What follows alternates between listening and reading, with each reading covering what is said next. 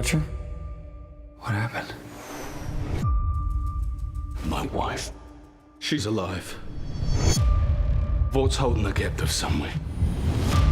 And right now, we're in a little bit of trouble. Welcome back to M3 Reviews. Today we're going to be talking about The Boys Season 2.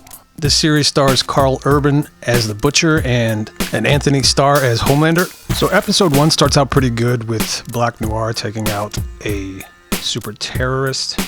There are a lot of boring scenes with the Deep. To be honest, I'm not even sure why he's a major character in this episode. There were a couple really weird scenes of Starlight setting up another superhero to blackmail them into getting some Compound V. Which, if you haven't seen the first season, spoiler alert, Compound V is what gives the superhero their powers. I think the intro to Stormfront could have been a lot more strong. She basically just shows up at a film shoot with Homelander and Maeve, and that's it. Homelander's scenes in episode 1 were pretty good of him trying to take control of his situation at Vought. Let's just say he assaults another would-be member of the Seven, and it's pretty ugly. Episode 2 I thought was even worse than episode 1. Probably the worst episode out of all of the episodes I've seen. The reintroduction of Butcher wasn't really that interesting, and neither was Homelander's interactions with his kid. There's also a lot more just uninteresting material about the Deep and his mental situation.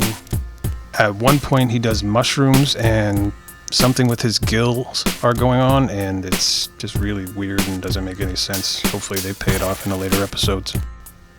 Stormfront has some pretty funny moments in episode 2. You get to see a little bit more of her personality. She's kind of sarcastic and doesn't really take any crap from anyone.